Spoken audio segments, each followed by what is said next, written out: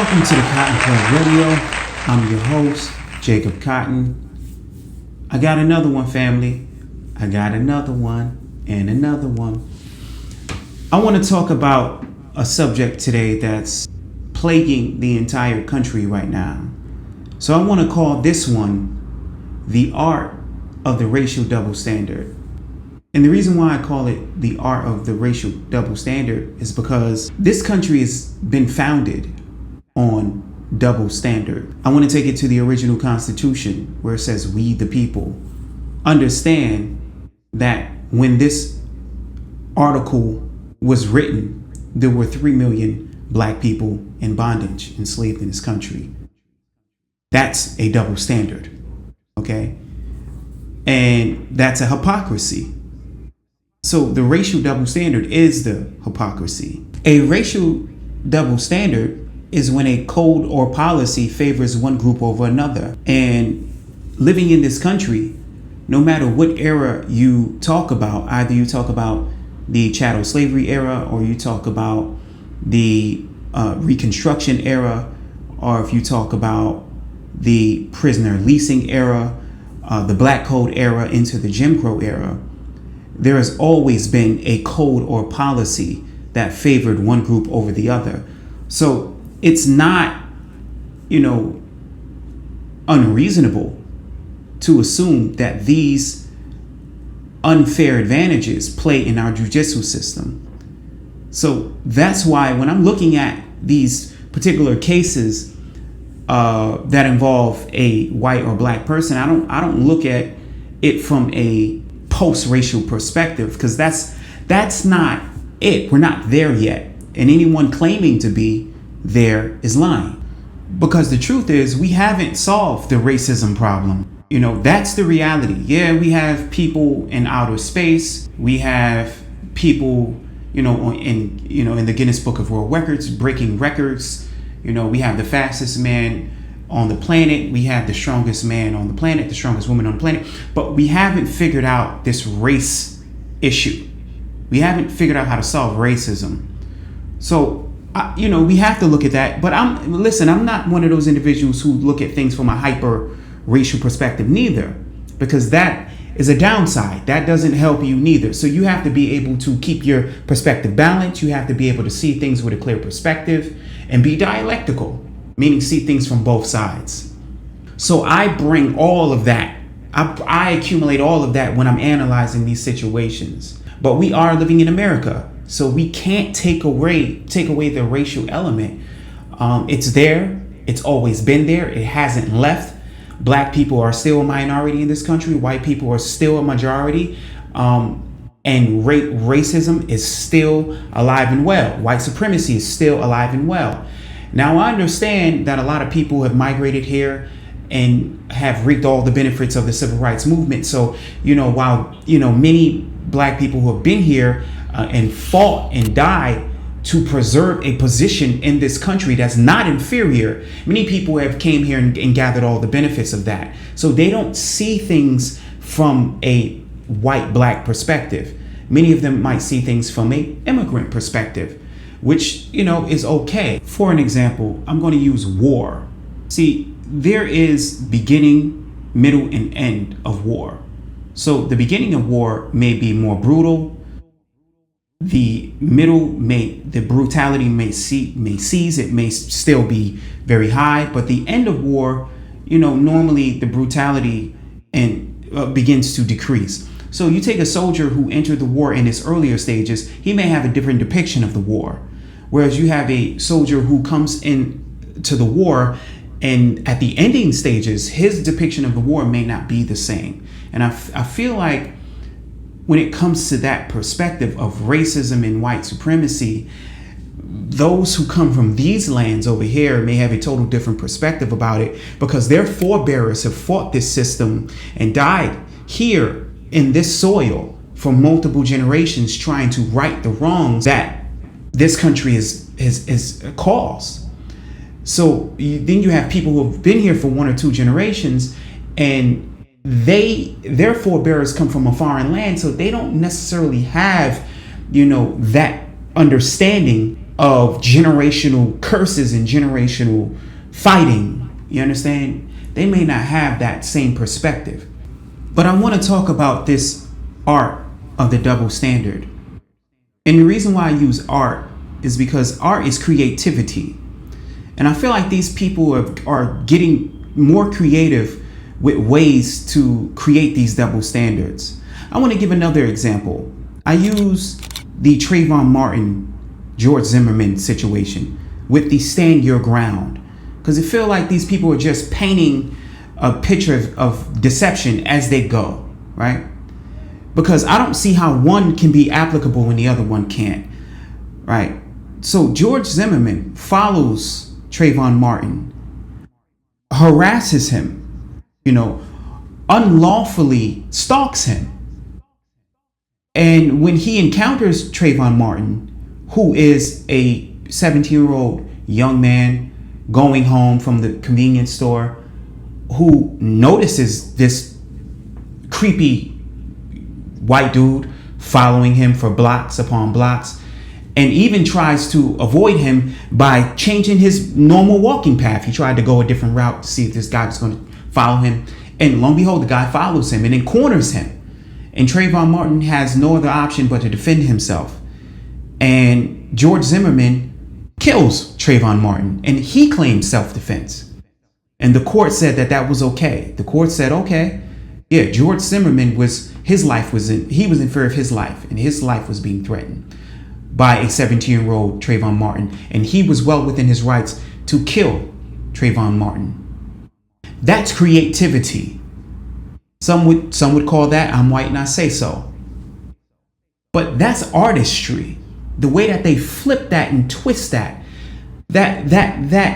emotional power, the way that they were able to take that, something that was cut and clear, and switch that and flip that and make that totally something different. That's artistry. I want to talk about another case in New York City, the brother Jordan Neely case, where he was on a train, and lo and behold, this brother is mentally ill. This brother is unfortunate. He was homeless. He was a man who was living a very rough life, right?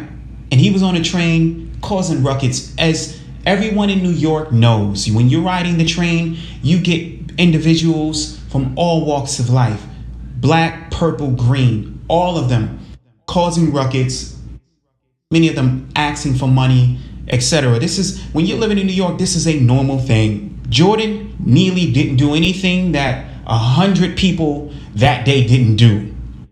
You're on a train acting foolish, acting crazy, dude. They all do it. But Daniel Penny, another gentleman, a white guy, took it upon himself to sneak up behind Jordan Neely and put him in a chokehold, squeeze it for 5 minutes, and take him out. He killed him.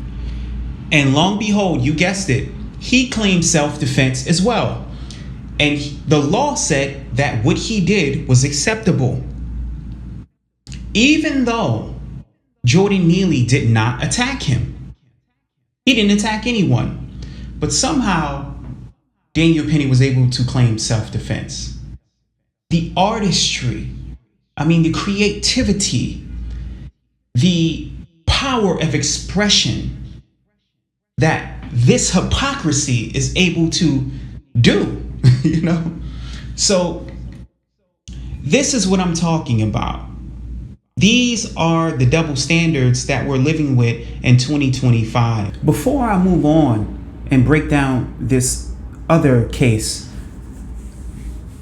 I just want to talk about the racial double standard and the double standard in general. But I want to talk about it from a historical perspective. W.B. Du Bois talked about it, but he called it the double conscious. The double conscious, what it means to be a black man in America. How he explained that it was almost being an invisible.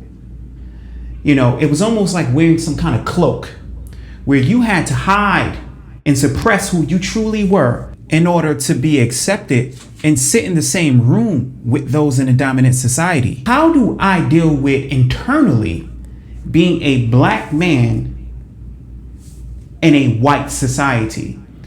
And I know people who probably who don't live in a society that's majority white. And I got to talk about this. I want to talk about this because I'm seeing a lot of people from foreign backgrounds bringing this up. And trust me, I would have left it alone. But I got to talk about it because y'all talking about it. You understand? And I'm noticing a lot of people from foreign backgrounds, are saying weird things. They're saying things, you can tell they don't live in this society. I get it. Many of them are coming from societies where most of the people there look like them. Most of the corruption there comes from people who look like them. So their perspective is already skewed when they're talking on subjects like this.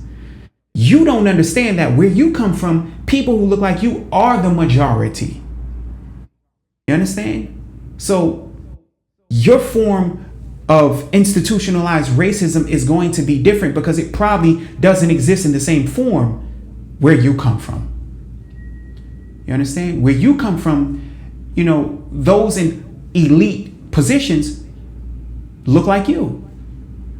So you might not understand the dynamic here or the racial dynamic here. So maybe you should educate yourself on the history here before you start speaking on subjects here, so you can get a better understanding, a more in-depth, complex understanding. Because you inserting your understanding from a foreign perspective into a domestic perspective here, it doesn't sit well because you're 125% incorrect. All right. As much as you would love to believe that in America, race does not play a part, you are wrong. It does. And not only can I say it, I can prove it. I already gave you cases where self-defense was being used. And even though many of these cases, I would beg to defer that I didn't think self-defense was plausible, but it was. So now we go to the situation that happened in Dallas, Texas, with a young black man by the name of Carmelo Anthony and a young white man by the name of Austin Metcalf. Carmelo Anthony is sitting under a tent. It's raining. He doesn't know that he shouldn't be under that tent. He's approached by two young boys, Austin Metcalf and his brother, and they seemingly the people are saying that they might have been a little unruly and telling him that he shouldn't be under the tent. He should leave. And Carmelo's like, he's like, listen, it's raining. I'm not going out in the rain, so I don't know what you want from me. Long story short, they ended up having a little melee, and Carmelo ends up stabbing Austin Metcalf. So the thing is here, one could easily say that by Austin approaching Carmelo, that can be deemed as aggression. So he could be considered the aggressor. And depending on what he said, and we don't know what he said, and we don't know the manner and tone he said it, but let's just say he was saying it in a manner that was a little unruly. That could lead to a lot of different things. If you don't add the racial tension, you're being silly.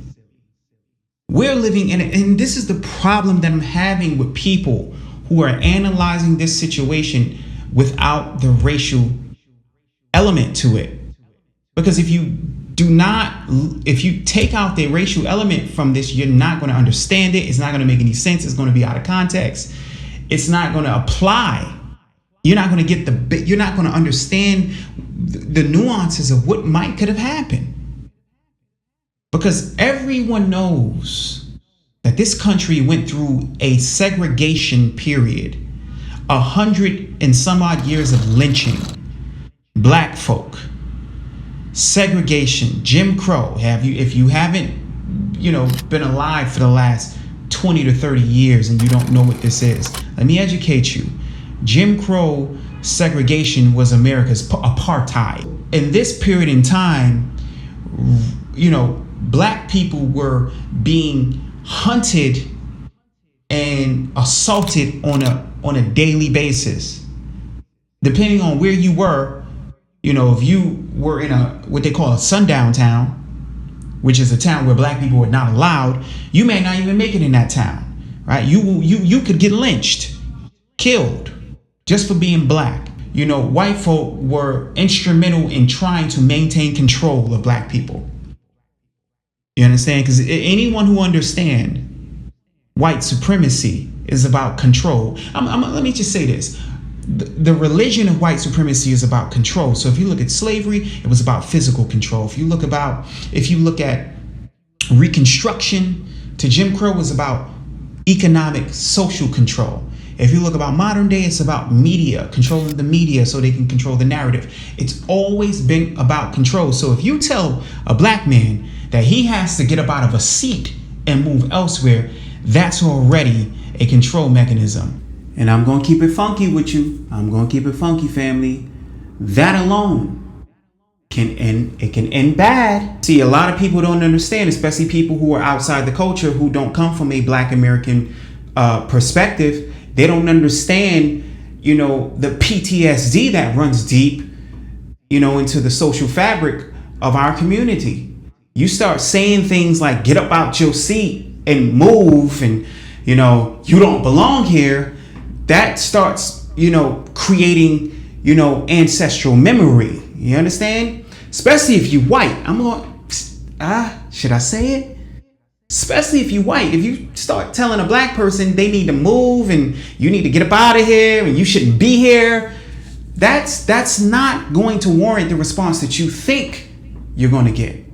We're living in different times. So I think what's happening is a time shift is happening where people aren't evolving. You can't just walk up to a black person and say, hey, you don't belong here. Move.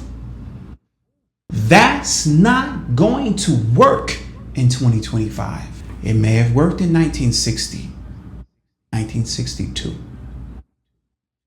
But that don't work today. And I'm not saying Mr. Metcalf did that. I'm just saying that that's not the proper response to someone who may be sitting in an area that you feel they don't need to be in. You can go get faculty. You're on school grounds. You can go get faculty. You can go get security. You can do whatever you want to do, but to approach that person and tell them what they should not or should be doing is not the approach. Okay, family, so we have one individual who's clearly the aggressor and one individual who's clearly on the defense. The guy on the defense happens to be black. The guy on the aggressor happens to be white. I don't know, family. This is clear cut to me. It's clear cut. I don't know if the roles were reversed, this would be clear cut as well. But I want to know what y'all think. I don't know, family. I want to know what y'all think. Is this self-defense? Is Austin wrong for walking up to Mr. Anthony and telling him he shouldn't be there? He needs to remove himself, or else? Or is Camelo wrong for saying, not only am I not moving, but if you touch me again, we may have a problem? But that's all I got, family. That's what I got for y'all, man. Cotton Club Radio, man. I'm out of here. Peace.